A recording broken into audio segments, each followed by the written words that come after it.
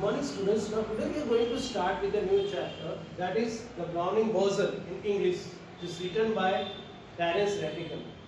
Terence Rattigan एक British playwright थे, dramatist थे, right? He wrote many stories based on this.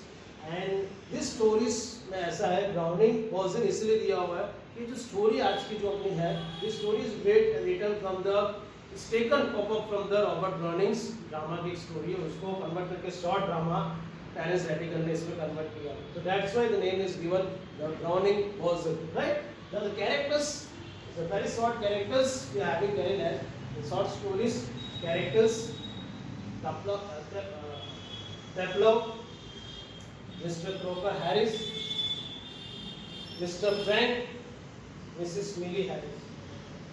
Now the story एक है कि टीचर्स और स्टूडेंट के रिलेशंस के बारे में पता है कि टीचर्स कितने स्ट्रिक्ट होते हैं, how the teacher are strict, some teachers are lenient, how the students are behaving with teachers. इस स्टोरी में बताया गया है बाय टेरेंस रैटिगन. तो जो टेप्लो है, तो टेप्लो एक स्टूडेंट है 16 years and he is just studying in the fifth form of the English public school. और मिस्टर क्रोकर हैरिस है, वो उनके टीचर्स है, is very strict and he just having a very very hard nature toward the students. So डरते student उनसे, right? And he just have strict impressions in the front of the students and all the schools. जो भी है teachers, जो भी classes होते हैं उनके सामने is a very strict teachers उनको माने जाते हैं, right? Very hard, उनको very hard नेचर्स के जो है उनका गुस्सा, उनका स्ट्रिक्टनेस बहुत ज़्यादा होता है, राइट? तो मिस्टर फ्रैंक वो भी टीचर्स है साइंस के, लेकिन ही is very lenient in the story में उनको बहुत लीनियंट बताया गया है. मिसेस मिली हैरिस मिस्टर क्रोकर हैरिस की वाइफ है. इस तरह से चार कैरेक्टर. तो the starting of the story is that the students होता है टेप्लो, राइट? जॉन टेप्लो उसका नाम है. ये टेप्लो एक बीमारी होती है, उसको इलनेस हो जाता है, बीमार होता है और उसको प्रॉब्लम्स आते हैं तो कुछ क्लास अटेंड नहीं कर सकते. तो मिस्टर हैरिस बहुत स्ट्रिक्ट होते हैं, उनको बोलते हैं कि आपको एक्स्ट्रा काम के लिए आपको आना पड़ेगा मेरे प्लेस पे, you have to come at my place, तो work for the extra class what you have lost. So he call Taplow at his place. वहाँ पे जाता है टेप्लो, उसको 6:30 का टाइम देता है वहाँ पे, और टेप्लो जाके वेट करता है कि ही विल सपोर्ट मी, जो टीचर है उनको सपोर्ट करेंगे और वहाँ पे उनको जो भी बाकी है काम उनको सपोर्ट करके एक्स्ट्रा वर्क करेंगे और will promote him.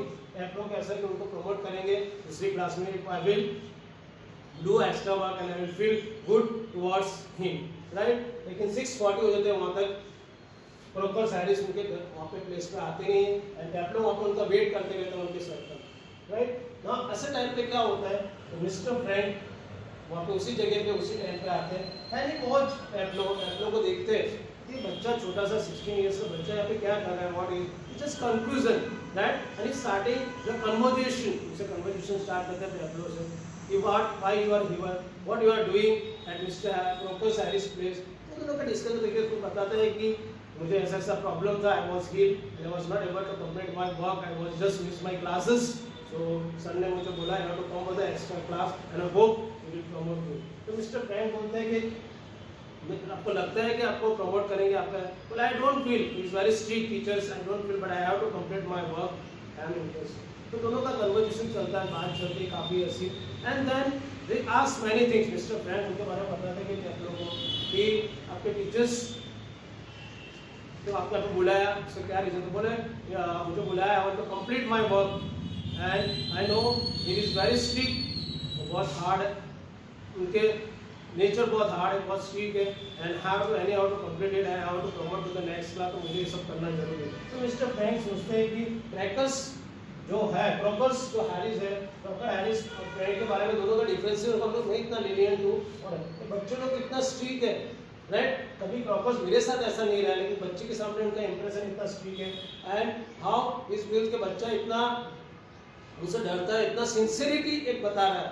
Students sincerity to the student कि वो एक्स्ट्रा वर्क करने के लिए उनको आया और काम कर रहा है। डिफरेंसेस मिस्टर फ्रैंक और प्रोकस अपने आप में सोचता है, उनको पूछता है काफ़ी लोगों को प्रोकस के बारे में कि आपके सर क्या करते हैं, किस तरह से आपसे करते हैं, तो बताते हैं कि हमारे सर बहुत सैडिस्ट है। सैडिस्ट मीन्स तो उनको कोई दया भावना, सैडिस्ट उसको बोलते हैं जिनको दया भावना नहीं होती, stone hearted and is very strict, और वो अपना काम बहुत ही गुस्से वाला है, वेरी स्ट्रिक्ट हमको उन पर, लेकिन वी फॉलो द टीचर्स। तो मिस्टर फ्रैंक बोलते हैं कि ऐसा प्रोकस को तो मैंने कभी सोचा नहीं, पर बच्चे के सामने इतना इंप्रेशन और इनके घर में तभी बच्चे इनको सपोर्ट करते हैं। एंड मिस्टर फ्रैंक उनके सामने एकदम लीनियंट है। तो ये things the two characters mister प्रोकस और मिस्टर फ्रैंक इन दोनों के बारे में सोच कि बच्चे लोग इनको कितना मानते हैं, स्ट्रीट इनको कितना मानते हैं, कितना रिस्पेक्ट करते हैं, सिंसियरिटी बता रहे हैं कि बच्चे यहाँ पे आके उनके लिए वर्क कर रहे हैं कि समथिंग। एंड जो दोनों के बारे में डिस्कशन मिस्टर पैपला बोलता है उनको, मिस्टर फ्रैंक बोलता है कि अभी सर आया नहीं है तो आप गोल्फ खेलने जाओ, बाहर थोड़ी देर खेल के आओ। तो पैपला मना करता है कि नहीं मैं नहीं जाऊँगा, because he is just afraid of the sir. उनको स्ट्रीट है, उनका इतने डर है कि हमारे सर आएंगे, मैं अगर बाहर जाऊँगा तो उनको डांटेंगे, मुझे बोलेंगे और ही विल बीट मी, तो वो मुझे गुस्सा करेंगे। तो he just afraid of the sir, तो उनके स्ट्रिक्टनेस बताया स्टूडेंट का, how we control the. Mister Frank उनको बोलते हैं कि आपको कौन से सब्जेक्ट में इंटरेस्ट है, बोले I am interested in science. बोले गेट इज इन साइंस, लगता है आपको या फिर एक्स्ट्रा वर्क करोगे आप इस तरह से यूज करोगे कि आपको ये साइंस मिलेगा, मुझे इंटरेस्ट है। I am the science teacher but I am not in hope for the hope of the science subject. Why you are interested in? But I am interested in science and I hope the sir will support me, sir will promote me, so I can get a science in my subject. I like the science subject. इस सबसे काफी discussions होना पड़ता है, दोनों बात करते हैं, राइट। इसके ऐसा होता है कि मिस्टर फ्रैंक और पैपलो को बताता है कि how your sirs does with the class. उनको बताते हैं कि क्लास में एक बार ऐसा होता है कि क्लास की स्टोरी निकलती है, एक बार क्लास में सर हमारा एकदम पढ़ाते होते हैं, मिस्टर डॉक्टर हैरिस क्लास में पढ़ाते थे, बच्चे लोग बहुत स्ट्रिक्ट डरे होते हैं, तो स्ट्रिक्ट बैठे होते हैं, उनको लगता है कि भाई एटमॉस्फेयर थोड़ा स्ट्रिक्ट हो गया, बच्चे लोग का डर है, तो एक जोक बोलते हैं मिस्टर डॉक्टर, तो क्लास में कोई हंसता नहीं, इट्स सो स्ट्रिक्ट। बच्चे लोग को मालूम पड़ती है कि नहीं पड़ती है कि डर के बारे में कोई हंसता नहीं, बट पैपलो उस टाइम पे थोड़ा हंस पड़ता है, हंसी आती है। तो मिस्टर डॉक्टर उसको बुलाते हैं सामने कि इधर आओ उनके पास, बोले किसी ने हंसा नहीं, no one has laughed for my joke, and how you are laughed, I think your IQ level, your basic intelligence is very good. What the joke I told you, you only understand. Now you just tell me कि क्या मैंने बताया मेरे joke में ऐसा क्या था कि तुमको ऐसे what you understand from this joke. तो दोनों डिस्कस करते हैं इस तरह से, और ये चीज़ है लोग मिस्टर फ्रैंक को बताते हैं कि क्लास में हमारे साथ एक बार ऐसा हुआ था, एंड वो बताना चाहता है लेकिन वो डरता है, पता नहीं क्या, but at the same time mister Millie Harris वहाँ पे आती है जो डॉक्टर हैरिस की वाइफ है, और वो मिस्टर पैपलो मिस्टर फ्रैंक को ये बताता है कि मिसेस मिली हैरिस है, वो हमारे जितने भी टीचर्स है उससे अच्छी दिखती है, इंटेलिजेंट है, और मिस्टर मिली हैरिस की एज नहीं है, बिलो 30s, राइट। तो वो बताते हैं कितनी स्मार्ट है, हमारे दूसरे टीचर्स की तरह इसका ड्रेसिंग रहने का ढंग is very good, beautiful looking and very nice in everything, जो उनका ड्रेसिंग स्टाइल है वो सब। तो सर डिस्कस करते हैं, इतना में पैपलो का नजर पड़ जाता है मिली हैरिस को, उनको मालूम नहीं था कि मिली हैरिस वहाँ पे खड़ी हुई है, तो डर जाता है बच्चा, ही समवट अफ्रेड कि मेरे को मिली हैरिस ने मेरी बात सुन ली, उनके बारे में जो बात कर रहा हूँ, तो she will definitely now shout to me, और मुझे चिल्लाएगी, या तो मेरे सर को बोल देगी तो सर मुझे बहुत डांटेंगे और मुझे पनिश करेंगे। So this thing happens.